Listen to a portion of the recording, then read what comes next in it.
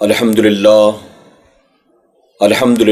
رب العالمین والعاقبۃ للمتقین والصلاة والسلام علی سید الانبیاء والمرسلین اما بعد فاعوذ باللہ من الشیطان الرجیم بسم اللہ الرحمن الرحیم قد جاءکم من اللہ نور و کتاب مبین صدق اللہ مولانا العلی العظیم۔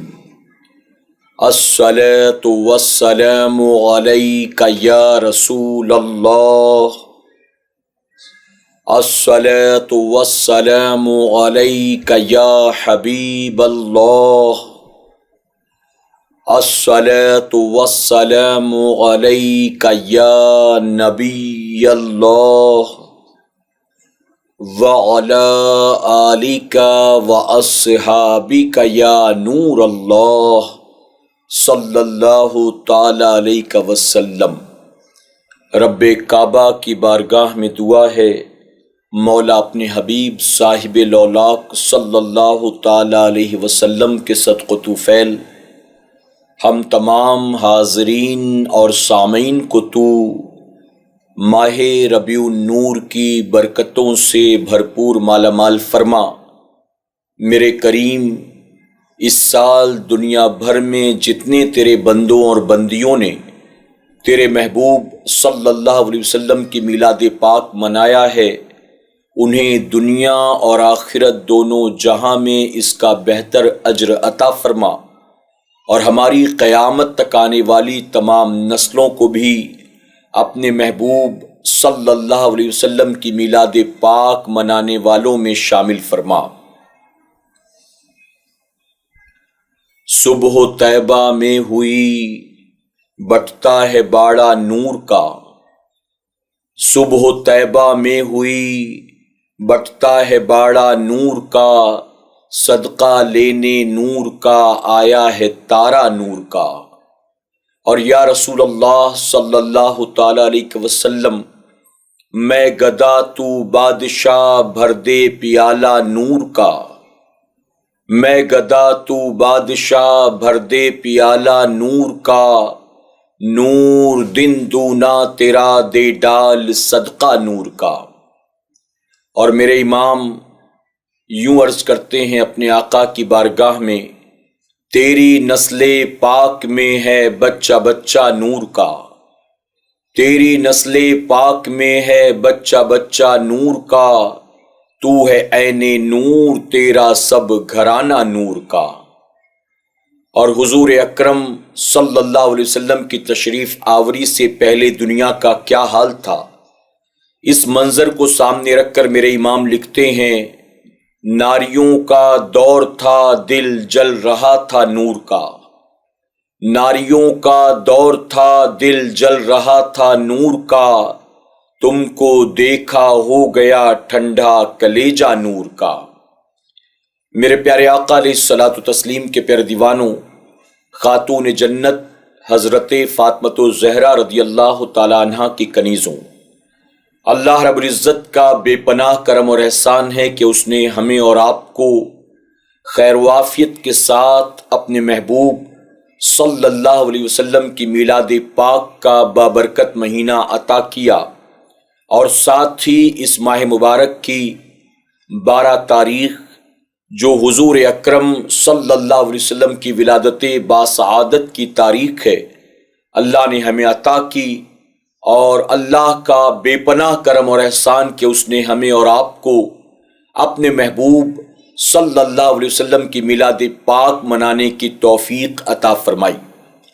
میرے پیارے آقا علیہ الصلوۃ والتسلیم کے پیارے دیوانوں، خاتون جنت حضرت فاطمۃ الزہرا رضی اللہ تعالی عنہا کی کنیزوں، عالمی تحریک سنی دعوت اسلامی کے آج کے اس ہفتہ واری مرکزی اجتماع میں انشاءاللہ میں آپ کے سامنے حضور اکرم صلی اللہ علیہ وسلم کے نور پاک ہونے کے تعلق سے کچھ باتیں پیش کروں گا، اس نیت کے ساتھ کہ رب تبارک تعالی ہم سب کو ان باتوں کو صحیح طور پر سمجھنے، دل کے نہا خانوں میں جگہ دینے اور اسے دوسروں تک پہنچانے کی توفیق عطا فرمائے۔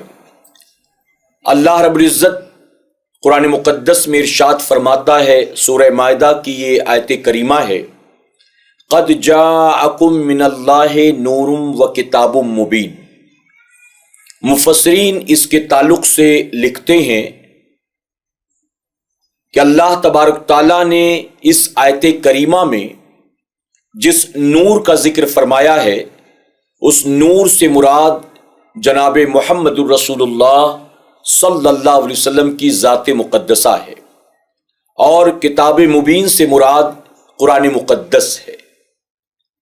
میرے پیارے آقا علیہ الصلاۃ والتسلیم کے پیارے دیوانوں، اس آیت کریمہ کا مفہوم ہے تحقیق کہ تمہارے پاس آیا اللہ کی جانب سے نور اور ایک روشن کتاب۔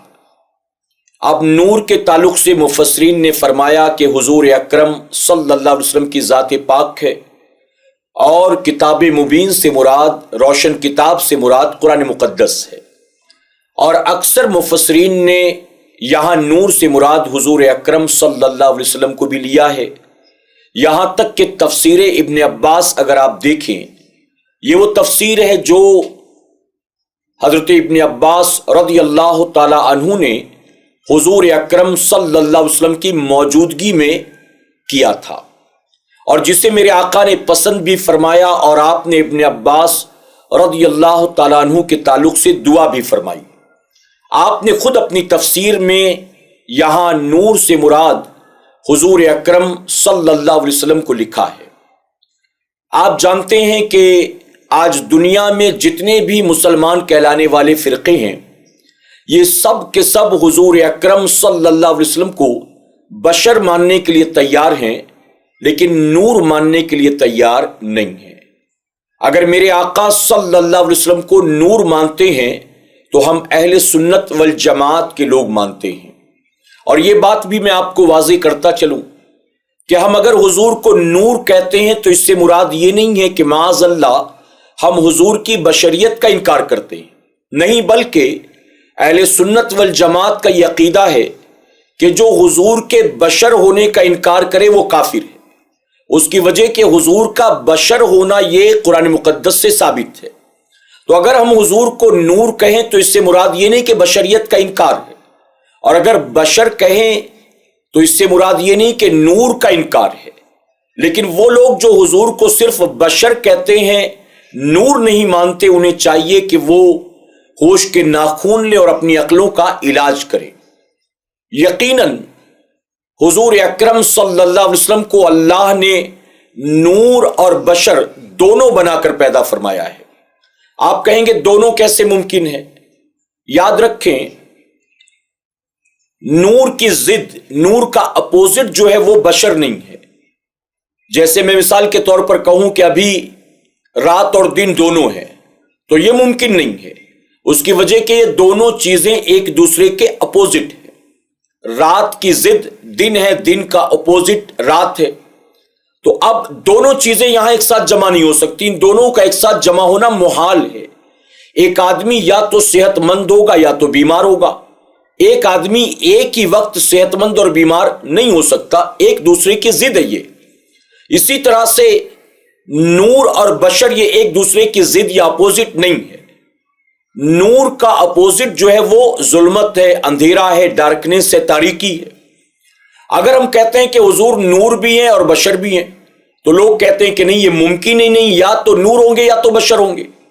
قاضی ایاز رحمۃ اللہ تعالی نے اپنی کتاب میں لکھا کہ حضور کا ظاہر جو ہے وہ بشری ہے اور حضور کا باطن جو ہے وہ نوری ہے، یعنی اللہ نے باطنی طور پر حضور کو نور بنا کر پیدا فرمایا اور ظاہری طور پر اللہ نے حضور کو بشر بنا کر پیدا فرمایا۔ یہ مسئلہ آپ یوں سمجھ سکتے ہیں، حضور اکرم صلی اللہ علیہ وسلم فرماتے ہیں کہ میری آنکھیں سوتی ہیں اور میرا دل جاگتا ہے، یعنی باطن کو اللہ نے نور سے پیدا کیا تو نور ہمیشہ بیدار ہوتا ہے، جاگتا ہے، اور ظاہر کو اللہ نے بشریت دی، بشری بنایا، تو اب آقا فرماتے ہیں کہ میری آنکھیں سوتی ہیں۔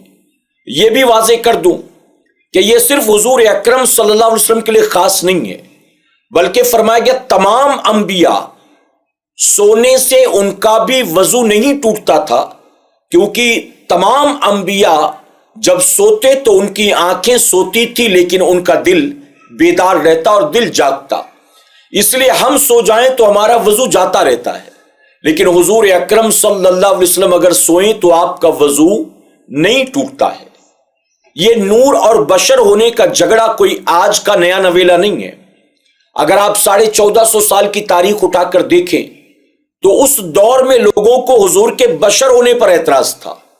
جب میرے آقا نے اعلان نبوت فرمایا اور فرمایا کہ آج کے بعد مجھے محمد ابن عبداللہ صلی اللہ علیہ وسلم کہہ کر مت بلانا، بلکہ اب تم مجھے بلانا تو محمد الرسول اللہ کہہ کر بلانا، تو اس پر لوگوں نے کہا کہ ہم محمد ابن عبداللہ تو کہنے کو تیار ہیں صلی اللہ علیہ وسلم، لیکن ہم محمد الرسول اللہ کیوں کہیں؟ اس کی وجہ کہ تم تو ہماری طرح بشر ہو، ہمارے سامنے پیدا ہوئے، ہمارے سامنے مکے کی گلیوں میں چلتے پھرتے ہو، ہمارے سامنے بازار میں جاتے ہو، تمہارے ہاتھ پیر بھی ایسے جیسے ہمارے ہاتھ پیر ہیں، تمہارا چہرہ مورا ایسا جیسے ہمارا، تمہاری قد کاٹی ایسے جیسی ہماری۔ یعنی وہ چاہتے تھے کہ نبی سے مراد کوئی اور مخلوق ہے، یا تو جنات میں ہو یا تو فرشتوں میں ہو، بشر ہے تو ہم نہیں مانیں گے۔ تو ان کو حضور کے بشر ہونے سے پرابلم تھا، اور آج جتنے بھی باطل فرقے ہیں وہ حضور کی بشریت کا انکار نہیں کرتے، بشر ماننے کو تیار ہے، ایک پیر پر کھڑے۔ اگر انکار ہے تو حضور کی نوری ہونے کا انکار ہے، نورانیت کا انکار ہے۔ بشر تو معاذ اللہ وہ ایسا مانتے ہیں کہ کبھی اپنی طرح کہتے، کبھی گاؤں کے مکھیا کی طرح کہتے، کبھی بڑے بھائی کی طرح کہتے، کبھی ڈاکیے کی طرح کہتے، تو بشر ماننے کو تیار لیکن نور ماننے کو تیار نہیں ہے۔ حضرت جابر رضی اللہ تعالیٰ عنہ نے حضور اکرم صلی اللہ علیہ وسلم کی بارگاہ میں سوال کیا تھا کہ یا رسول اللہ صلی اللہ علیہ وسلم، اللہ نے سب سے پہلے کس چیز کو پیدا فرمایا؟ تو میرے آقا نے فرمایا کہ جابر، جب کچھ نہیں تھا، صرف اللہ کا نور تھا، اس وقت اللہ نے اپنے نور سے تیرے نبی کے نور کو پیدا فرمایا ہے۔ اب جو لوگ کہتے ہیں کہ اہل سنت والجماعت کا یعنی سنیوں کا یہ کہنا ہے کہ اللہ نے اپنے نور کا ٹکڑا کیا اور نبی کو پیدا کیا، تو معاذ اللہ یہ سراسر الزام ہے۔ ہم نے نہ کبھی کہا نہ کہیں ہمارے بزرگوں نے لکھا اللہ نے اپنے نور سے اپنے محبوب کے نور کو پیدا کیا، اپنے نور کا ٹکڑا کر کے محبوب کے نور کو پیدا نہیں کیا۔ معاذ اللہ یہ تم نے ہم پر الزام عائد کیا ہے۔ میرے آقا فرماتے جابر، جب نہ زمین تھی نہ آسمان تھا، نہ جنت تھی نہ جہنم، نہ فرشتے تھے نہ جنات تھے نہ انسان، کچھ بھی نہیں تھا، نہ لوح قلم کرسی، اللہ کا صرف نور تھا، اس وقت اللہ نے اپنے نور سے تیرے نبی کے نور کو پیدا فرمایا۔ اور آگے ایک روایت ملتی ہے جہاں آقا فرماتے ہیں پھر اللہ نے میرے نور سے ساری کائنات کو پیدا فرمایا ہے۔ اب اس میں لوگ اپنی عقلوں کے گھوڑے دوڑانے لگتے ہیں، اور کبھی کبھی پڑھے لکھے دنیا دار یا بے پڑھے لکھے دنیا داروں سے سوال کرتے ہیں کہ سنی جو یہ کہتا ہے کہ اللہ نے اپنے نور سے اپنے نبی کے نور کو پیدا کیا، یہ بات تم کو صحیح لگتی ہے؟ وہ کہتا ہے اس میں اعتراض کیا ہے، پرابلم کیا ہے؟ تو پھر وہ جو نبی کو نور نہیں مانتے وہ سوال کرتے ہیں کہ ذرا بتائیے، اگر کوئی چیز 1 کلو ہو اور اس میں سے آدھا کلو یا پاؤ کلو یا 100 گرام نکال لیں تو جو اصل چیز ہوگی وہ کم ہوگی کہ نہیں ہوگی؟ تو اب ظاہر ہے کہ ایک آدمی دنیاوی اعتبار سے کیلکولیشن کر کے کہتا ہے ہاں واقعی یہ بات تو صحیح ہے۔ تو اب وہ جو نبی کو نور نہیں مانتا وہ یہ کہتا ہے کہ مان لیجئے مثال کے طور پر اگر اللہ کا نور 1 کلو ہے، اس میں اللہ نے اپنے نبی کے نور کو پیدا کیا، یعنی پاؤ کلو کم کر دیا، تو اب بتائیے کتنا نور بچا اللہ کا؟ اب سامنے والا کہتا ہے معاذ اللہ 750 یعنی پونا کلو بچا، 750 گرام۔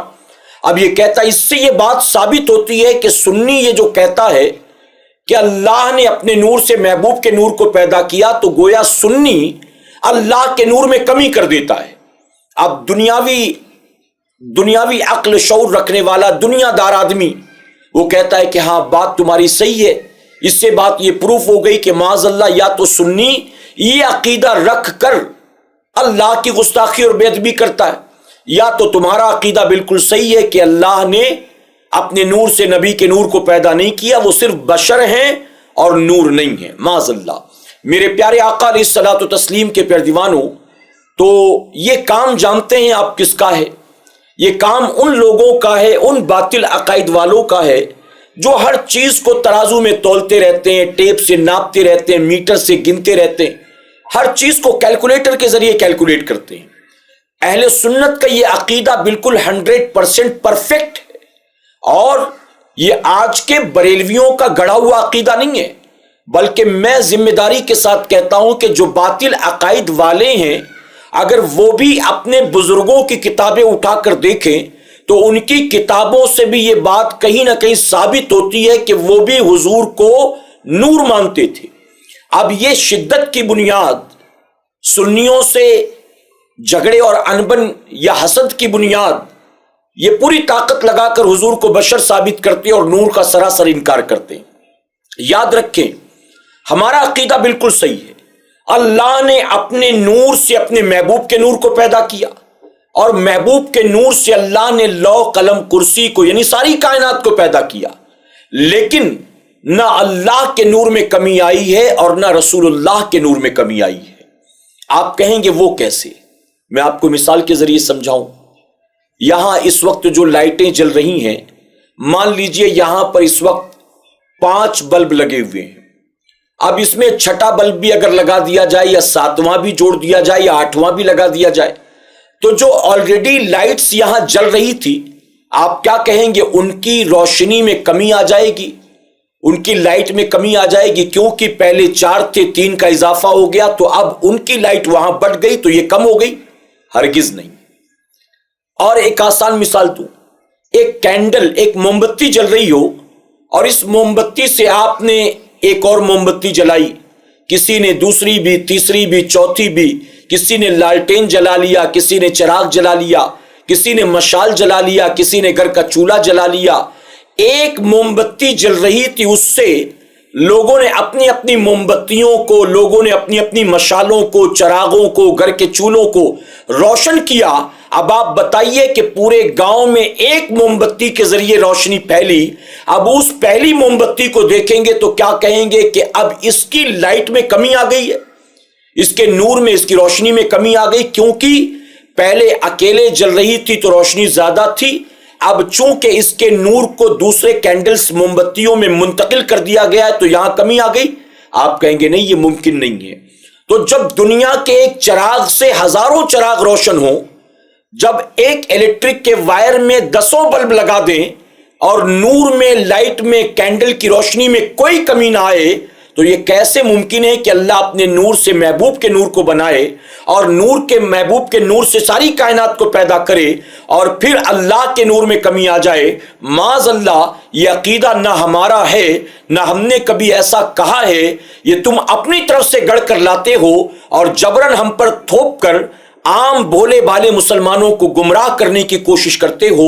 اہل سنت والجماعت کا عقیدہ بالکل کلیئر ہے، الحمدللہ اللہ نے محبوب کو نوری بشر بنا کر پیدا فرمایا ہے، آپ کا ظاہر بشری ہے اور آپ کا باطن نوری ہے۔ ایک مرتبہ میرے آقا صلی اللہ علیہ وسلم نے جبرائیل علیہ السلام سے فرمایا کہ جبرائیل تمہاری عمر کتنی ہے؟ بڑی مشہور حدیث مبارکہ ہے، جبرائیل تمہاری عمر کتنی؟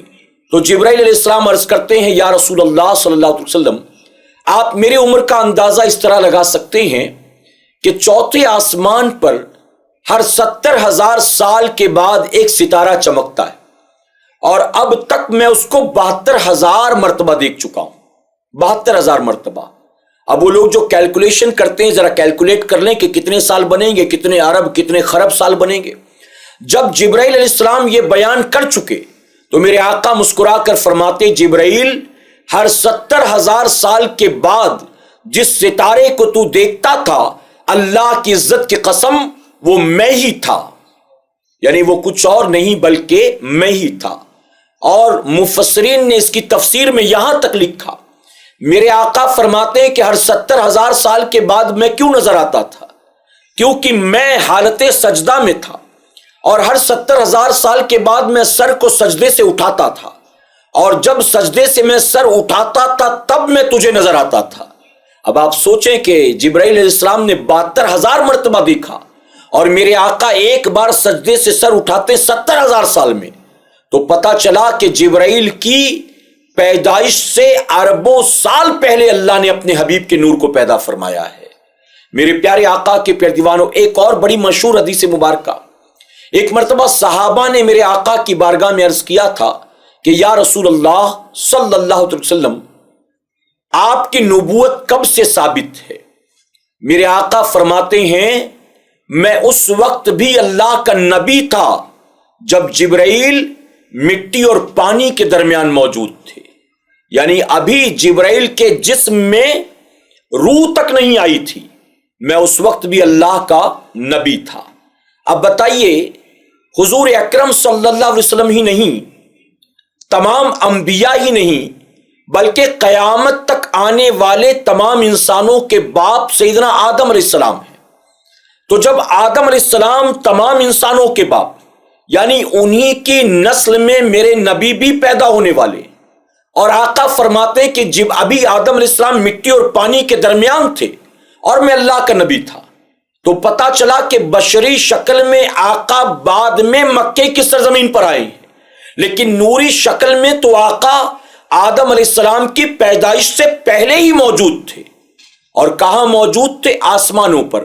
حدیث مبارکہ میں آتا ہے کہ آدم علیہ السلام کی پیدائش سے پہلے اللہ نے اپنے نور سے میرے نور کو پیدا کیا، اور پھر میرے نور نے جہاں کی چاہی وہ سیر کرتا رہا، جہاں کی چاہی۔ یہاں تک روایت ملتی ہے کہ آدم علیہ السلام کی پیدائش سے 2000 سال پہلے جنت کے درختوں پر، ستونوں پر، پایوں پر، جنت کے چھتوں پر اللہ تبارک تعالیٰ نے اپنے نام کے ساتھ اپنے محبوب کے نام کو لکھ رکھا تھا۔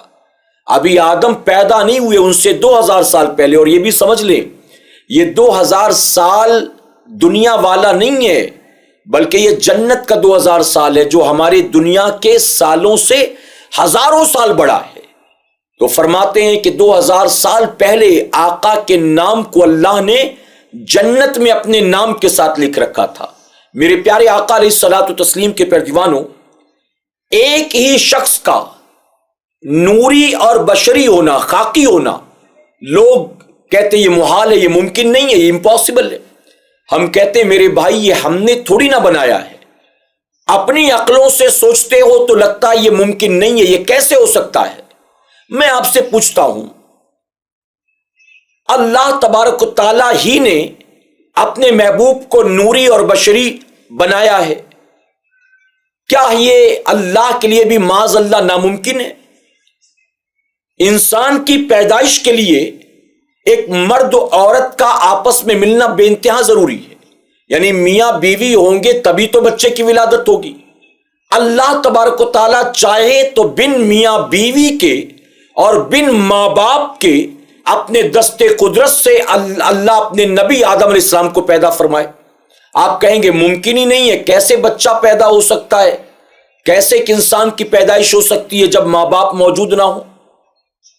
آج کا سائنسدان کہے گا ناممکن ہے، ہماری اور آپ کی عقلیں کہے گی ناممکن ہے، لیکن کیا اللہ کے لیے بھی معاذ اللہ یہ بات محال ہے؟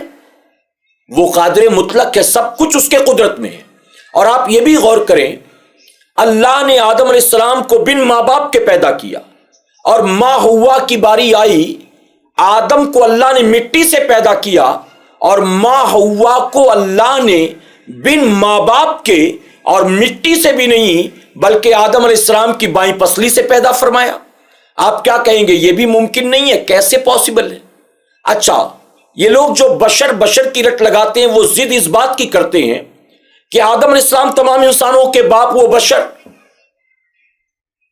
عبد المطلب بشر، جناب عبداللہ بشر، تو ان کے گھر پیدا ہونے والا بچہ نوری کیسے ہو سکتا ہے؟ وہ بھی بشر ہی ہے، وہ کیسے نور والا ہو گیا، نوری ہو گیا؟ ہم کہتے ہیں کہ آپ بتائیں، آدم علیہ السلام کو پیدا کیا گیا مٹی سے، تو آپ اس بات کی دلیل لاتے ہیں کہ اب ان کی اولاد میں جو بھی ہوگا وہ مٹی سے پیدا ہوگا، وہ نوری کسی صورت میں نہیں ہو سکتا ہے۔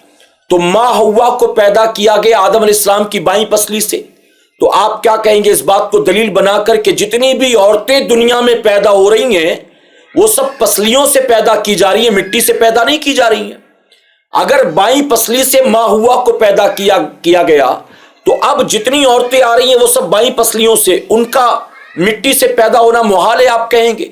میرے پیارے آقا علیہ الصلوۃ والتسلیم کے پیارے دیوانوں، یہ اپنے باطل عقائد کو جبرن لوگوں پر تھوپنے کی کوشش کرتے ہیں، جبکہ میں ذمہ داری کے ساتھ کہتا ہوں اہل سنت والجماعت کا جتنا بھی عقیدہ ہے، ہمارا جو بھی نظریہ ہے، الحمدللہ سب کا سب یہ قرآن و سنت سے ثابت ہے۔ اور اکثر مفسرین نے نور سے مراد اس آیت کریمہ میں جہاں نور کا ذکر ہے، اس سے مراد حضور ہی کی ذات کو لیا ہے۔ اب اگر کوئی اس کو نہ مانے، اس کا انکار کرے، کچھ اور اپنی طرف سے باتیں بنائے، تو اس کا جواب دینے کی ہماری ذمہ داری نہیں بنتی۔ اہل سنت والجماعت کا عقیدہ الحمدللہ کلیئر ہے کہ قد جاءکم من اللہ نور و کتاب مبین، تو نور سے مراد جناب محمد رسول اللہ صلی اللہ علیہ وسلم کی ذات ہے۔ فرمایا کہ آدم علیہ السلام کی پیدائش سے ہزاروں سال پہلے اللہ نے اپنے حبیب کے نور کو پیدا کیا۔ جب آدم علیہ السلام کی تخلیق ہوئی جنت میں، اللہ تبارک تعالیٰ نے روح سے کہا کہ روح آدم کے جسم میں چلی جا۔ فرمایا گیا آدم علیہ السلام کے جسم میں روح گئی، لیکن روح آدم تھوڑی ہی دیر میں واپس نکل آئی، باہر آ گئی۔ اللہ نے فرمایا کہ تجھے نکلنا نہیں تھا، تجھے آدم کے جسم میں رہنا تھا۔ تو روح نے کہا کہ مولا، آدم علیہ السلام کے جسم میں بہت اندھیرا ہے اور مجھے اندھیرے سے ڈر لگتا ہے۔ فرمایا گیا اللہ رب العزت نے آدم علیہ السلام کی پشت پر میرے نبی کا نور رکھ دیا۔ اب جب میرے آقا کا نور آدم علیہ السلام کی پشت پر رکھا گیا تو سارا جسم نورانی ہو گیا۔ اب روح کو جب دوبارہ منتقل کیا گیا تو وہ آدم علیہ السلام کے جسم میں گئی اور باہر نہیں نکلی، کیونکہ اندھیرے سے ڈر لگتا تھا۔ اب اندھیرا نہیں، اب اجالا ہی اجالا تھا۔ فرمایا گیا کہ جب آدم علیہ السلام کے جسم سے روح کا رشتہ جڑا، آپ جنت میں چلنے پھرنے لگے، جنت کی سیر کرنے لگے، جنت کے باغات میں جانے لگے، تو اب جنت کے فرشتے آپ کے پیچھے پیچھے چلتے تھے۔ آدم علیہ السلام نے دیکھا کہ یہ جنتی فرشتے، نوری مخلوق ہمیشہ میرے پیچھے پیچھے رہتی، آگے کوئی نہیں آتا۔ تو اللہ کی بارگاہ میں عرض کرتے، مولا یہ تیرے فرشتے، ان میں سے کبھی کوئی میرے آگے کیوں نہیں بڑھتا، یہ ہمیشہ میرے پیچھے کیوں رہتے ہیں؟ تو رب نے فرمایا کہ آدم، میں نے تمہاری پشت پر اپنے محبوب کے نور کو رکھا ہے، یہ اس نور کے ادب میں اور اس نور کی زیارت کے لیے تمہارے پیچھے پیچھے چلا کرتے ہیں۔ آدم علیہ السلام نے اللہ کی بارگاہ میں عرض کیا کہ مولا کوئی ایسا انتظام فرما کہ فرشتے آگے چلا کریں، میں پیچھے چلا کروں۔ تو رب تبارک تعالیٰ نے اپنے نبی کی دعا کو قبول کیا، اپنے حبیب کے نور کو اب اللہ نے منتقل کیا آپ کی پیشانی میں۔ اب پشت سے میرے نبی کا نور آدم علیہ السلام کی پیشانی میں چمکا۔ اب جب پیشانی میں نور مصطفیٰ صلی اللہ علیہ وسلم چمکنے لگا تو نتیجہ یہ ہوتا کہ جب آدم علیہ السلام جنت میں چلتے تو سارے فرشتے آپ کے آگے آگے چلتے، لیکن آگے چلنے میں بھی میرے نبی کے نور کا وہ ادب ہوتا کہ کوئی فرشتہ آپ کے چہرے کی طرف اپنی پیٹھ کو کر کے نہیں چلتا تھا، بلکہ سارے فرشتے آپ کے چہرے کی طرف اپنے چہرے کو کرتے، یعنی سیدھے ہوتے اور الٹے قدم پیٹھ کے بل آگے آگے جنت میں آدم علیہ السلام کے وہ چلا کرتے تھے۔ یعنی اس صورت میں بھی کوئی نبی کے نور کو پیٹھ نہیں دکھاتا تھا، بلکہ چہرہ کر کے الٹے قدم جنت میں آگے چلتے۔ ایک مرتبہ آدم علیہ السلام نے عرض کیا کہ مولا یہ تیرے فرشتے کتنے خوش نصیب ہیں، تیرے حبیب کا نور میری پشت میں تھا، یہ اس کی زیارت کرتے، تیرے حبیب کا نور میری پیشانی میں، یہ اس کی زیارت کرتے۔ اے اللہ، نور اب تیرے محبوب کا اگرچہ میرے جسم میں ہے، لیکن میں نے ابھی تک اس کی زیارت نہیں کی، مجھے بھی اپنے حبیب کے نور کا دیدار کرا دے۔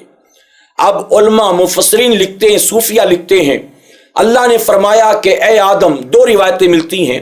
ایک تو فرمایا گیا کہ آپ کی شہادت کی انگلی میں اللہ نے اپنے حبیب کے نور کی جھلک کو ظاہر فرما دیا، اور جب آپ کی شہادت کی انگلی میں آقا کا نور ظاہر ہوا، وہ چمکا، تو اس نے اللہ کا ذکر کیا، کلمہ پڑھا تو کہا جاتا ہے اسی وجہ سے اس انگلی کو شہادت کی انگلی کہا جاتا ہے۔ اور ایک روایت ملتی ہے کہ اللہ نے فرمایا کہ آدم اپنے دونوں ہاتھوں کے انگوٹھوں کو اٹھاؤ۔ آپ نے دونوں ہاتھوں کے انگوٹھوں کو اٹھایا۔ اللہ تبارک تعالیٰ نے تفسیر روح البیان میں یہ بات موجود ہے، اللہ رب العزت نے آپ کے دونوں انگوٹھوں میں اپنے محبوب کے نور کی جھلک کو ظاہر کر دیا، یعنی وہ جو پیشانی میں چمک رہا تھا وہ نور، اس کی جھلک آپ کے انگوٹھوں میں نظر آئی۔ اب جیسے ہی آپ نے اپنے انگوٹھوں میں حضور اکرم صلی اللہ علیہ وسلم کے نور کو دیکھا، فوراً آپ پر وجد کی کیفیت طاری ہو گئی۔ آپ نے دونوں انگوٹھوں کو ہونٹوں سے لگایا اور آنکھوں سے مسح کر لیا، آنکھوں سے چوم لیا۔ میرے پیارے آقا کے پیارے دیوانوں، یہاں پتہ چلا کہ میرے نبی کے نور کا احترام خود تمام انسانوں کے باپ آدم علیہ السلام بھی کرتے ہیں اور ساتھ ہی جنت کے فرشتے بھی کرتے ہیں۔ اور ایک بات اور معلوم ہو گئی کہ سب سے پہلے انگوٹھا جو ہے الحمدللہ وہ بھی ہمارے باپ آدم علیہ السلام نے چوما، اور وہ بھی زمین پر نہیں بلکہ جنت میں چوما ہے۔ ہم اپنے باپ کی فرما بردار اولاد ہیں۔ ہمارے باپ آدم علیہ السلام نے ایک بار چوما تھا، ہم قیامت تک چومیں گے انشاءاللہ۔ بعض لوگ کہتے ہیں آدم علیہ السلام نے تو نور مصطفیٰ کو دیکھ کر چوما تھا۔ اچھا، جب انگوٹھا چومنے پر اعتراض کرنا ہو تو یہ یہاں نور مانتے کہ آپ نے تو نور مصطفیٰ کو دیکھ کر چوما تھا، آپ لوگ کیا دیکھ کر چوم رہے ہو؟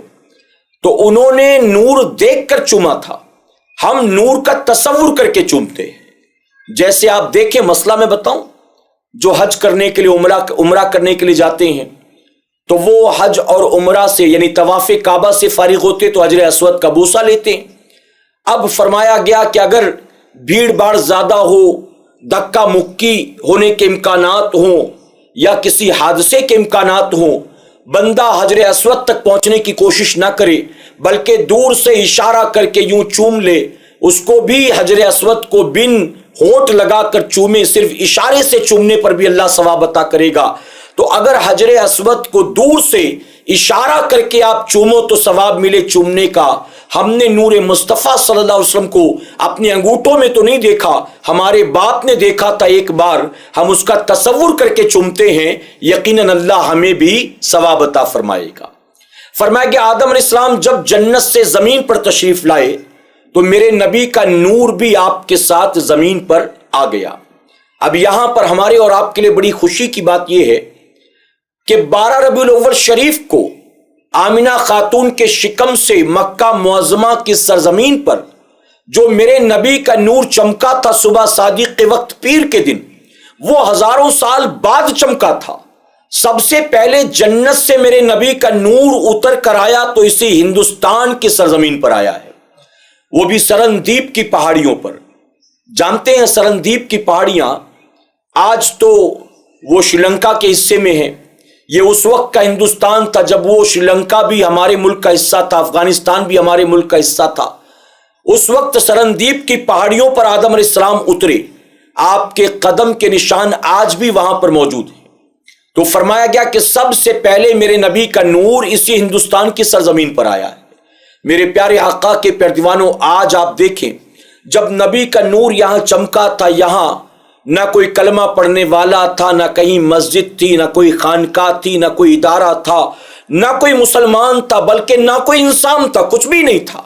لیکن میرے نبی کا نور چونکہ اس زمین پر چمکا اور جنت سے یہاں اترا تو پھر یہ زمین کیوں نہ نورانی ہو، کیوں نہ روشن ہو۔ یہی وجہ تو ہے آج یہاں الحمدللہ جہاں کل کچھ نہیں تھا، آج کروڑوں حضور کا کلمہ پڑھنے والے ہیں اور کروڑوں میرے نبی سے محبت کرنے والے، انہیں نور ماننے والے اور ان کی میلاد منانے والے موجود ہیں۔ یعنی آقا کے نور کی آمد کی بنیاد الحمدللہ یہ ملک چمک گیا ہے، روشن ہو گیا، نورانی ہو گیا، یہاں ایمان والے آئے۔ میرے پیارے آقا کے پیارے دیوانوں، آدم علیہ السلام کے یہاں ہر دن 2 بچے ہوتے تھے، لیکن فرمایا گیا کہ حضور کا نور جب آدم علیہ السلام کے جسم سے منتقل ہو کر ماں ہوا کے بطن میں آیا، شکم میں آیا، تو چونکہ 2 بچے ہوتے تھے ہمیشہ روزانہ صبح اور شام، تو اب اس نور کے کیا کہیں گے، 2 ٹکڑے کیے گئے، 2 بچوں میں نہیں۔ فرمایا گیا وہ نور ملا شیش علیہ السلام کو، ان کے حصے میں آیا، اور ان کی ولادت ہوئی، روزانہ 2 بچوں کی ولادت، لیکن جب آپ پیدا ہوئے تو تنہا پیدا ہوئے، چونکہ نبی کا نور آپ تک پہنچا اور آپ اس امانت کو لے کر زمین پر جلوہ گر ہوئے۔ پھر شیس علیہ السلام سے ہوتے ہوئے دیگر انبیاء تک یہ نور منتقل ہوتا رہا، یہاں تک کہ حضور کے چچا حضرت عباس رضی اللہ عنہ نے جو نعت لکھی ہے، اس نعت کے مفہوم کا، اس نعت شریف کا مفہوم یہی ہے کہ نوح علیہ السلام کی کشتی بھلا کیسے ڈوبتی، آپ کا نور ان کے پاس موجود تھا۔ اسی طرح ابراہیم علیہ السلام کو نار نمرود کیسے جلاتی، آپ کا نور ان کے جسم میں چمک رہا تھا۔ اسماعیل کے گلے پر چھری کیسے چلتی، آپ کا نور ان کے جسم میں چمک رہا تھا۔ یوں حضرت عباس رضی اللہ عنہ نے حضور کی نعت لکھی جس کا مفہوم میں بیان کرتا ہوں۔ تو انبیاء سے منتقل ہوتا ہوا یہ نبی کا نور جناب عبد المطلب تک پہنچا، عبد المطلب سے یہ نبی کا نور جناب عبداللہ تک پہنچا، اور جناب عبداللہ سے منتقل ہوتا ہوا یہ نور آمنہ خاتون کے شکم میں پہنچا۔ فرمایا کہ یہ جو نور کا ہزاروں سال کا سفر ہے، جو جنت سے زمین پر آنے کا اور انبیاء سے ہوتا ہوا آمنہ خاتون کے شکم میں پہنچنے کا، میرے نبی کا نور جہاں بھی تھا ہر جگہ نبی کے نور کی برکتوں کا ظہور ہو رہا تھا۔ بہت سی روایتیں ملتی ہیں، فرمایا گیا جناب عبداللہ آپ کے جسم میں جب میرے آقا کا نور موجود تھا، جناب عبداللہ کسی مریض کی عیادت کو جاتے وہ صحت مند ہو کر بیٹھ جاتا تھا، جناب عبداللہ کسی بکری کے سر پر ہاتھ پھیرتے اس کے تھن دودھ سے بھر جایا کرتے تھے۔ فرمایا کہ یہ حضور کے نور کی برکتیں تھی۔ جناب عبداللہ کسی راستے سے گزرتے تو سوکھے درخت ہرے بھرے ہو جاتے تھے، وہ درخت جو ہرے بھرے ہوتے لیکن پھلدار نہ ہوتے، جناب عبداللہ کا گزر وہاں سے ہوتا تو حضور کے نور کی برکت سے وہ درخت پھلدار ہو جایا کرتے تھے۔ جناب عبداللہ کو اس دور کی بڑی بڑی سرمایہ دار عورتوں نے، اعلیٰ حسب نسب والی عورتوں نے رشتے کا پیغام بھیجا۔ وہ چاہتی تھی کہ جناب عبداللہ سے ہمارا نکاح ہو جائے، چونکہ جناب عبداللہ کے جسم میں میرے نبی کا نور موجود تھا، وہ چاہتی تھی کہ یہ نور ہمارے مقدر میں آ جائے عبداللہ کے ذریعے، اور جو امام الانبیاء زمین پر خاتم النبیین تشریف لانے والے ہیں ہمیں ان کی ماں بننے کا شرف مل جائے، یعنی یہ امانت عبداللہ سے ہمیں مل جائے۔ ایسی بہت سی روایتیں ملتی ہیں، یہاں تک فرمایا گیا کہ حضور کی ولادت سے تقریباً 55 یا 50 دن پہلے، بعض لوگوں نے 50 لکھا، بعض لوگوں نے 55، ابرہہ مکہ معظمہ میں آیا اور نیت یہ تھی کہ میں خانہ کعبہ کو ڈھا دوں گا۔ خانہ کعبہ کو ڈھانے کی نیت سے آیا، ہاتھیوں کی فوج لے کر آیا۔ عرب والوں نے پہلی بار ہاتھیوں کا لشکر دیکھا تھا، سورہ فیل میں آپ اس کو پڑھ سکتے ہیں۔ فرمایا گیا کہ جب وہ آیا مکہ معظمہ میں اس برے ارادے سے، تو اس نے سب سے پہلا کام کیا کیا؟ اس نے سب سے پہلے عرب والوں کے اونٹ جو چاراگاہوں میں چر رہے تھے اپنے فوجیوں کو بھیجا اور کہا ان سب کو جمع کر لاؤ، قید کر لو۔ سارے اونٹ قید کر لیے گئے۔ اب ابرہہ کا یہ ارادہ تھا کہ شاید اپنے اونٹوں کو بچانے یا چھڑانے کے لیے یہ لوگ ہمارے پاس آئیں گے تو پھر ہم ان سے سودا کریں گے۔ اب لوگوں نے جناب عبد المطلب چونکہ قریش کے سردار تھے، خانہ کعبہ کے متولی تھے، آپ کو بھیجا کہ جاؤ جا کر ابرہہ کے ساتھ بات کرو، سیٹلمنٹ کرو، اس سے پوچھو اس نے ہمارے اونٹوں کو قید کیوں کیا ہے۔ جناب عبد المطلب آئے۔ اب یہ بڑی لمبی روایت ہے، مختصراً میں حضور کے نور کی برکتیں بتاؤں۔ جناب عبد المطلب جب پہنچے تو فرمایا گیا کہ ابرہہ کی فوج کا جو سب سے طاقتور، سب سے زیادہ خوبصورت اور سمجھدار ہاتھی تھا، جس پر ابرہہ کو بڑا ناز تھا، جیسے ہی جناب عبد المطلب تشریف لائے، روایتوں میں آتا ہے کہ اس ہاتھی نے فوراً جناب عبد المطلب کے سامنے اپنی پیشانی کو رکھ دیا، یعنی اس نے فوراً سجدہ کیا۔ لوگ پریشان کہ اس کو کیا ہو گیا۔ مفسرین لکھتے ہیں کہ اس ہاتھی نے جناب عبد المطلب کا جو سجدہ کیا تھا یہ میرے نبی کے نور کی برکت تھی، میرے آقا کے نور کی برکت۔ اور میرے پیارے آقا کے پیارے دیوانوں، یہاں ایک بڑی پیاری بات میں آپ کو بتاتا چلوں۔ جو نور اور بشر کا جھگڑا ہے، آپ جانتے جب جنت میں اللہ نے فرشتوں کو حکم دیا کہ فرشتوں آدم کا سجدہ کرو، سب نے سجدہ کیا، لیکن جو فرشتوں کا استاد تھا، جو فرشتوں کو پڑھاتا تھا، حالانکہ وہ فرشتہ نہیں تھا، وہ جنات میں سے تھا، اس نے اللہ کے نبی آدم علیہ السلام کا سجدہ نہیں کیا، اور سجدہ نہ کرنے کی وجہ کیا تھی؟ اس نے بھی یہی آبجیکشن لیا تھا، یہ بشر ہیں، یہ خاکی ہیں، تو نے مجھے آگ سے پیدا کیا اور آگ کی صفت اوپر کی طرف جانا ہے، تو نے ان کو مٹی سے پیدا کیا اور مٹی کی صفت نیچے کی طرف جانا ہے، تو میں آگ والا ہو کر ان کے سامنے سر جھکاؤں، میں نہیں کرتا، یہ بشر ہے۔ تو سب سے پہلے یہ نعرہ بشر بشر کا کس نے لگایا تھا؟ آپ سوچیں، آج کے وہ لوگ جو اپنے آپ کو مسلمان کہلاتے ہیں، کلمہ بھی پڑھتے ہیں، نمازیں بھی پڑھتے ہیں، زکوٰۃ بھی نکالتے ہیں، روزہ بھی رکھتے ہیں، حج عمرہ بھی کرتے، انہیں ہوش کے ناخن لینے چاہیے کہ جس نے سب سے پہلے حضور کی بشریت، جس نے سب سے پہلے آدم علیہ السلام کی بشریت کا نعرہ لگایا اور بشر ہیں اس بات کو لے کر اعتراض کیا اور ان کے سجدے کا انکار کیا، اس کا انجام کیا ہوا؟ ارے وہ جنت میں رہتا تھا، اس کو جنت سے باہر نکال دیا گیا۔ جو پہلے سے باہر ہیں ذرا سوچے کہ ان کا کیا انجام ہوگا۔ آدم علیہ السلام کو بشر کہا، تم امام الانبیاء کو بشر بشر بشر کہتے ہو۔ ہم یہ نہیں کہتے کہ بشر نہ کہو، بلکہ ہمارے امام نے کہا جو حضور کو بشر نہ کہے، نہ مانے، وہ کافر ہے۔ حضور کی بشریت قرآن سے ثابت ہے، میں نے پہلے یہ بات واضح کر دی۔ تو ہم بشریت کے منکر نہیں ہیں، لیکن تم صرف بشریت مانتے ہو، تم نور نہیں مانتے ہو، تم حضور کے نور کا انکار کرتے ہو۔ غور کرو، مفسرین یہاں تک لکھتے ہیں کہ فرشتوں نے سجدہ کیا، ان سے پوچھا گیا کہ تم نے سجدہ کیوں کیا، تو جواب ملے گا کہ سب سے پہلے تو اللہ کا حکم تھا، اور دوسرا ہم نے آدم کے ظاہر کو نہیں دیکھا، وہ پیشانی جو صرف اللہ کے سامنے جھکتی چلی آئی تھی، آج اگر ہم نے اس پیشانی کو آدم کے سامنے جھکا دیا تو ہم نے آدم کے ظاہر کو نہیں دیکھا تھا، بلکہ آدم کے اندر ہم نے نور مصطفیٰ کو دیکھا تھا۔ تو حضور کے نور کو دیکھا، فرشتوں نے سجدہ کیا، اور اس کی نظر صرف ظاہر پر رہی، بشر ہیں بشر ہیں بشر ہیں، اس لیے سجدے کا انکار کیا۔ نتیجہ ہاتھ کیا لگا؟ جو آج بشر بشر کی رٹ لگائے رہتے ہیں، سوچے کہ ان کا انجام کیا ہوگا۔ میرے پیارے آقا علیہ الصلوۃ والتسلیم کے پیارے دیوانوں، جب حضرت عبداللہ سے میرے نبی کا نور منتقل ہو کر آمنہ خاتون کی شکم میں آیا، آپ کیا فرماتی ہیں؟ آپ خود فرماتی ہیں کہ میں کب حاملہ ہوئی مجھے اس بات کا احساس ہی نہیں ہے۔ جیسے عورتوں کو حمل کا احساس ہوتا ہے، درد ہوتا ہے، تکلیف ہوتی ہے، جسم وزندار معلوم دیتا ہے، فرماتی اس طرح کی میری کوئی کیفیت نہیں تھی، یہاں تک کہ جب بچے کی ولادت کا وقت قریب آیا، جب وقت آیا حضور کی ولادت کا، تو آمنہ خاتون فرماتی ہیں کہ مجھے اس بات کا اچھی طرح احساس تھا کہ اس وقت ایک عورت کو کئی مددگار عورتوں کی ضرورت ہوتی ہے، لیکن میں پریشان تھی کہ میرے کمرے میں میری مدد کرنے والا کوئی نہیں۔ آخر مجھے بچے کی ولادت کے وقت جب لوگوں کی مدد کی ضرورت پڑے گی تو میں کیا کروں گی؟ لیکن جانتے ہو کیا کہا آپ نے؟ آپ کہتی ہیں کہ مجھے درد ذی بھی نہیں ہوا، کوئی لیبر پین نہیں، کوئی تکلیف نہیں۔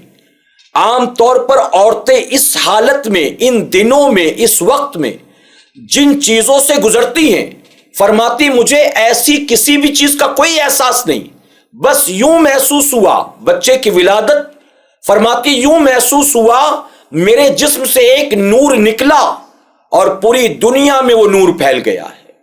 اور کیسا پھیلا؟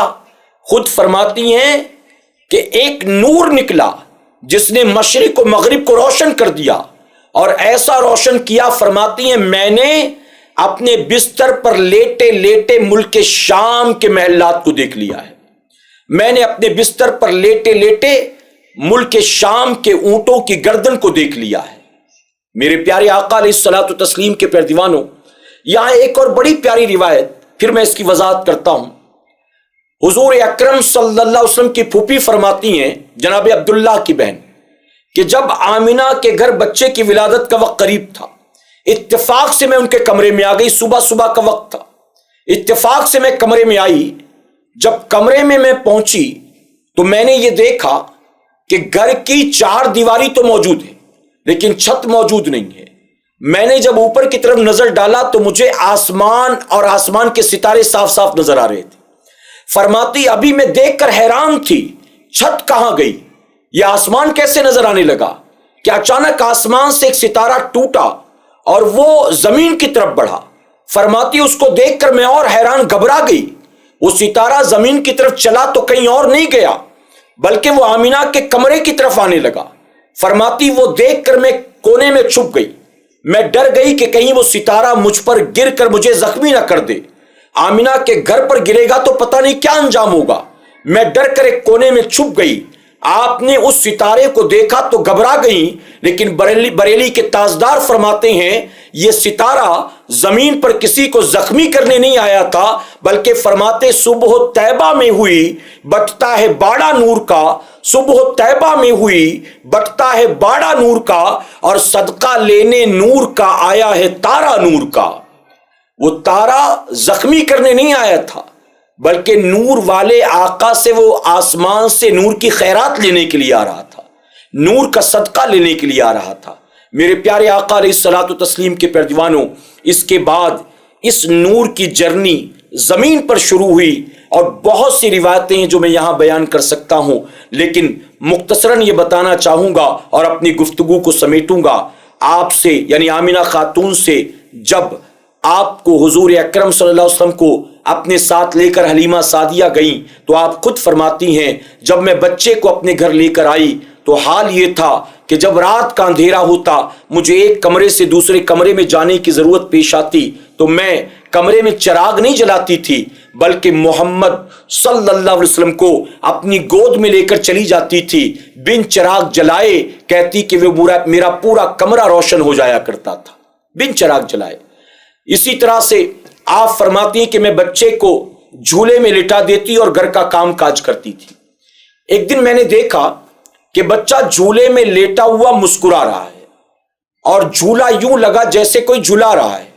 میں حیران، فرماتی میں قریب آئی تو میں نے دیکھا کہ وہ انگلی کا اشارہ آسمان کی طرف فرما رہے تھے اور اشارہ کر کے مسکرا رہے تھے۔ کہتی ہیں کہ وہاں کھلانے والا کوئی نہیں، جھولا جھلانے والا کوئی نہیں۔ میں گھبرا گئی کہ آخر معاملہ کیا ہے۔ میں نے اچانک جب آسمان کی طرف دیکھا تو میری آنکھیں پھٹی رہ گئیں کہ آپ اپنے جھولے میں لیٹے ہوئے اس حالت میں جو انگلی کا اشارہ فرما رہے تھے، آپ کی انگلی کے اشارے پر آسمان کا چاند جھکتا اور اٹھتا نظر آ رہا تھا۔ فرماتی جہاں انگلی کا اشارہ ہوتا چاند اس طرف جھک جاتا، پھر اٹھاتے تو اٹھ جاتا۔ بریلی کے تاجدار پکار اٹھے، چاند جھک جاتا جدھر انگلی اٹھاتے مہد میں، چاند جھک جاتا جدھر انگلی اٹھاتے مہد میں، کیا ہی چلتا تھا اشاروں پر کھلونا نور کا، کیا ہی چلتا تھا اشاروں پر کھلونا نور کا۔ یعنی جب محبوب نور والے تھے، اللہ نے کھلونا بھی زمین کا نہیں بلکہ نور کا عطا فرمایا ہے۔ مولا کائنات مولا علی کرم اللہ وجہ الکریم فرماتے ہیں کہ حضور جب مسکراتے تھے تو آپ کے دندان مبارک کے درمیان سے نور کی شعائیں پھوٹا کرتی تھی، نور کی کرنیں پھوٹا کرتی تھی۔ پھر بھی کہو نور نہیں ہے۔ عائشہ صدیقہ رضی اللہ تعالیٰ عنہ فرماتی ہیں ایک رات میں اپنے کمرے میں بیٹھی سوئی سے اپنا کپڑا سل رہی تھی، ایک چراغ جل رہا تھا، چھوٹا سا چراغ۔ فرماتی ہیں حضور اکرم صلی اللہ علیہ وسلم تشریف لائے، میرے آقا جب آئے آپ نے کمرے کا دروازہ کھولا تو دروازہ کھولتے ہی ہوا کا جھونکا بھی کمرے میں داخل ہو گیا۔ فرماتی اس ہوا کے جھونکے نے کمرے میں جلتے ہوئے چراغ کو بجھا دیا۔ اب جب وہ چراغ بجھ گیا، اتفاق سے اسی وقت میرے ہاتھ سے سوئی بھی چھوٹ کر زمین پر گر گئی۔ فرماتی ہیں میں زمین پر بیٹھ کر اس سوئی کو ٹٹولنے لگی، ڈھونڈنے لگی، اور میرے آقا دروازے پر کھڑے تھے۔ جب آقا نے زمین پر بیٹھ کر مجھے سوئی کو تلاش کرتا دیکھا تو آقا کو مجھ پر پیار آ گیا، وہ مسکرانے لگے۔ آپ فرماتی ہیں میرے نبی کا کیا مسکرانا تھا، وہ مسکرائیں جان سی کلیوں میں پڑ گئی، وہ مسکرائیں جان سی کلیوں میں پڑ گئی، وہ لب کشا ہوئے تو گلستہ بنا دیا۔ فرماتی آقا کیا مسکرائے کہ پورا کمرہ روشن ہو گیا، اور ایسا روشن ہوا کہ اسی کی روشنی میں نے اپنی گمشدہ سوئی کو تلاش کر لیا ہے۔ ایک صحابی رسول خود بیان کرتے ہیں کہ ایک دن میں حضور اکرم صلی اللہ علیہ وسلم کے ساتھ مدینے کی گلیوں سے گزر رہا تھا، مدینے کی گلیوں سے۔ فرماتے 14ویں کا چاند آسمان پر چمک رہا تھا اور میں اپنے آقا کے ساتھ ساتھ تھا۔ فرماتے ہیں کبھی میں آسمان کے چاند کو دیکھتا اور کبھی مدینے کے چاند کو دیکھتا، کبھی میں 14ویں کے چاند کو دیکھتا اور کبھی میں اللہ کے حبیب کے چہرے کو دیکھتا۔ آپ خود بیان کرتے کہ کئی مرتبہ آسمان کے چاند کو اور نبی کے چہرے ودعا کو دیکھنے کے بعد وہ خود بے ساختہ پکار اٹھے، قسم اللہ کی میرے نبی کا چہرہ چاند سے زیادہ خوبصورت ہے۔ آپ بتائیے، پھر بھی کہیں گے ضد ہے کہ ہم نور نہیں مانتے، نور نہیں مانتے۔ میں آخر میں جاتے جاتے کہنا چاہوں گا کہ میرے بھائی، کسی کے نور ماننے نہ ماننے پر کیا میرے نبی کے نور ہونے کا دار و مدار ہے؟ آپ کہیں میں نہیں مانتا، میں نہیں مانتا، جیسے بہت سارے دنیا میں ایسے ہیں جن کو رزق اللہ ہی دے رہا ہے، جن کا خالق بھی اللہ ہے، مالک بھی اللہ ہے، لیکن وہ نہ اللہ کو رازق ماننے کو تیار، نہ اپنا معبود ماننے کو تیار، نہ اپنا خالق نہ مالک، بلکہ وہ گستاخی بھی کرتے، بے ادبی بھی کرتے، معاذ اللہ اللہ کو برا بھلا بھی کہتے۔ تو کیا ان کے نہ ماننے سے معاذ اللہ کوئی فرق پڑنا ہے؟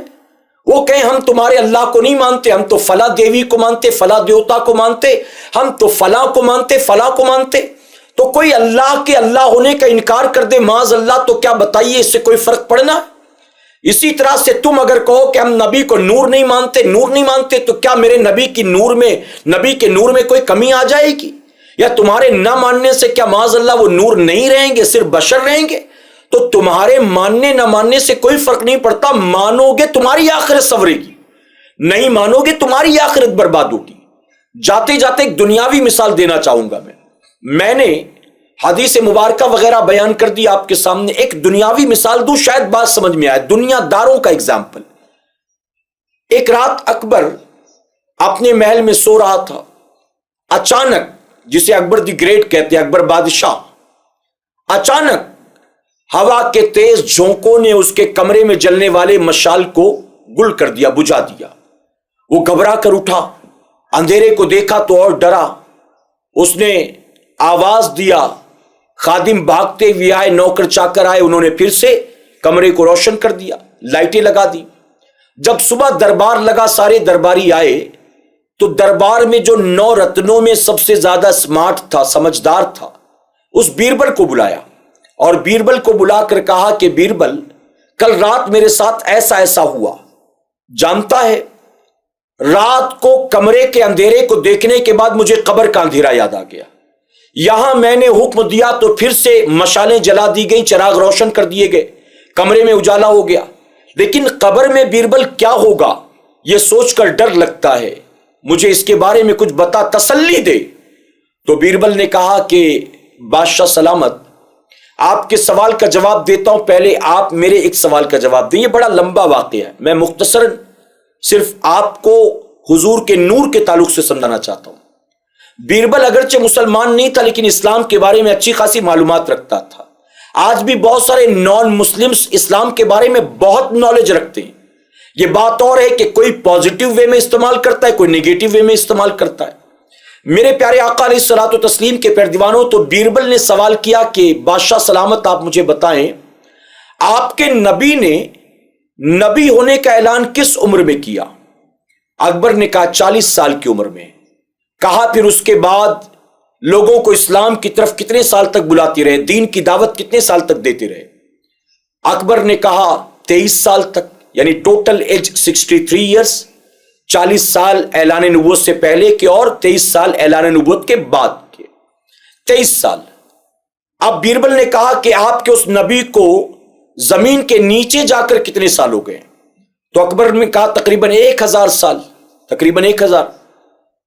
تو بیربل کہتا ہے کہ آپ کو گھبرانے کی کوئی ضرورت نہیں ہے، اس کی وجہ کہ آپ کے نبی نے 23 سال کی مختصر سی زندگی میں، 23 سال کی مختصر سی مدت میں اسلام کی روشنی سے مشرق و مغرب کو روشن کر دیا ہے، دنیا کے چپے چپے تک، ہر کونے تک اسلام کی روشنی کو پہنچا دیا ہے۔ اب 23 سال میں جو زمین کے اوپر ہر طرف روشنی پھیلا سکتا ہے. اگر 1000 سال ہو گئے اس کو زمین کے نیچے جا کر تو وہاں اندھیرا نہیں ہوگا، وہاں بھی انہوں نے روشنی اور نور پھیلا دیا ہوگا، وہاں بھی اجالا ہی اجالا ہوگا. یقیناً ہمارا بھی عقیدہ یہی ہے. لیکن کس کی قبر میں اجالا ہوگا جانتے ہو؟ جو نبی کو نور مانتے ہیں اور جو کہتے نہیں وہ بڑے بھائی کی طرح بشر ہے معاذ اللہ، گاؤں کے مکھیا کی طرح، ڈاکیا کی طرح، میری طرح معاذ اللہ، جو اپنی طرح بشر کہتے ہیں. ظاہر ہے کہ ان کی قبر میں تو اندھیرا ہی اندھیرا، یہاں بھی اندھیرا ہے زندگی میں ان کے، اور وہاں بھی اندھیرا ہوگا.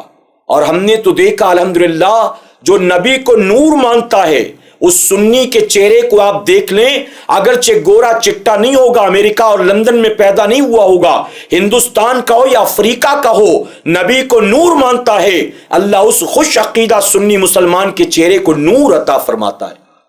اور جو نبی کو نور نہیں مانتا وہ امریکہ لندن میں بھی پیدا ہو جائے، گورا چٹا کتنا بھی ہو، اس کی سکن تو وائٹ ہوگی، اس کا چہرہ نورانی نہیں ہوگا. اس لیے الحمدللہ ہم اہل سنت والجماعت کا عقیدہ ہے حضور اکرم صلی اللہ علیہ وسلم کو اللہ نے نور اور بشر بنا کر پیدا فرمایا ہے. ظاہر بشری ہے، باطن نوری ہے. اللہ اپنے محبوب پاک کے صدقے ہمیں آپ کو سب کو کہنے سننے سے زیادہ عمل کرنے کی توفیق عطا فرمائے.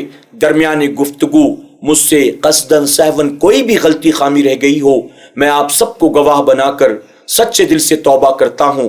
رب میری توبہ قبول فرمائے اور ہماری آج کی اس محفل پاک کو میرا کریم قیامت میں ہمارے لیے، ہمارے والدین کے لیے بخشش اور نجات کا ذریعہ بنائے. وما علینا الا البلاغ.